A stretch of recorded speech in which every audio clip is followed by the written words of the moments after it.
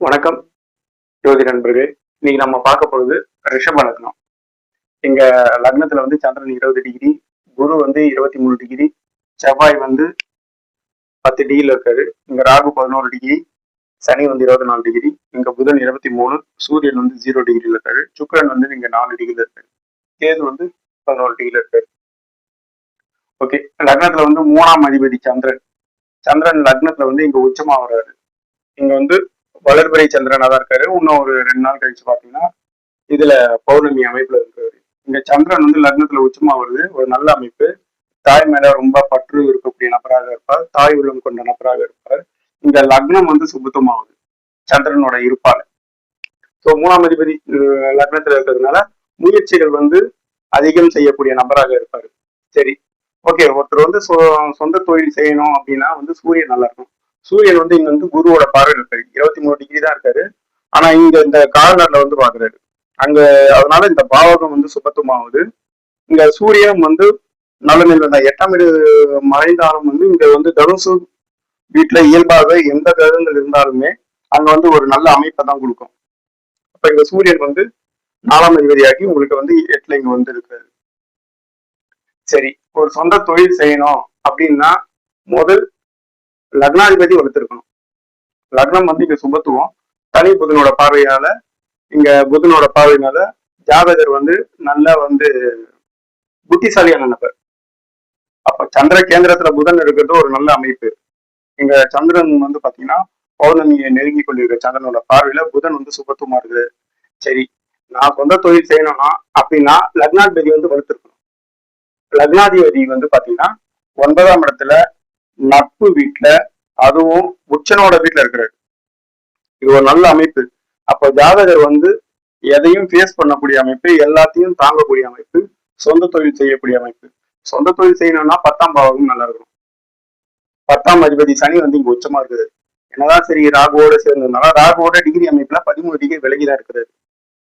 இப்ப இங்க 13 டிகிரி விலகியா இருக்கும் போது குருவோட பார்வை வந்து சனியை 1 டிகிரில பார்க்குது.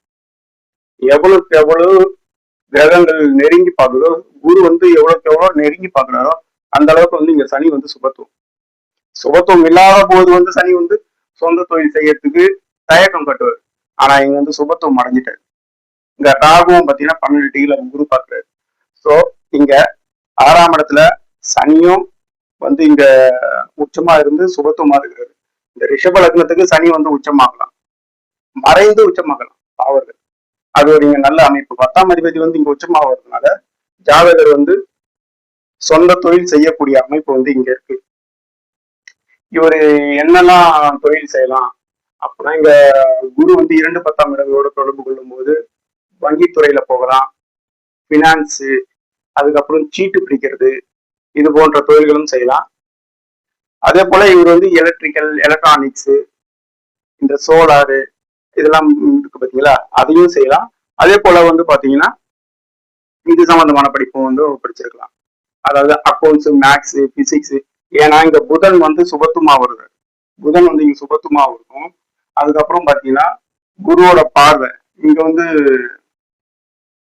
இந்த ஆராய்ச்சி இதெல்லாம் போகணும்னா வந்து இங்க வந்து மிதுன பாவம் வந்து நல்லா இருக்கும். ஸோ இவர் ஆராய்ச்சி போகக்கூடிய திறமை இருக்கு. அதுவும் வந்து பாத்தீங்கன்னா சனியோட காரக வழியிலேயே வந்து நல்ல பணம் சம்பாதிக்கக்கூடிய அமைப்பு இருக்கு. 10ஆம் அதிபதி வந்து இங்க உச்சமாகி குருவோட பார்வையில இருக்கிறதுனால சனியோட காரகம் இரும்பு, பைக்கு, மெக்கானிக்கல், இன்ஜினியரிங் சொல்லிட்டாலே சனி. அது எந்த இன்ஜினியரிங்ன்றது பார்க்கணும். இப்ப கட்டடம் சம்பந்தமானா உங்களுக்கு செவ்வாய் வந்துருவாரு. அந்த மாதிரி கம்ப்யூட்டர் இன்ஜினியரிங் அப்படின்னு வந்துட்டாலே புதன் வந்துருவாரு. இங்க வந்து பாத்தீங்கன்னா செவ்வாயும் புதனும் பரிவர்த்தனை அடைகிறாங்க. அப்ப செவ்வாயும் புதனும் பரிவர்த்தனை அடையும் போது காரகங்கள் வந்து வலுத்து இருக்கும். அந்த காரகங்கள் மூலியமா இவங்க வேலை செய்யக்கூடிய அமைப்பு இருக்கு. செவ்வாய் வந்து மருத்துவம், விளையாட்டு அதிகாரம், கட்டிடம் சம்பந்தம்.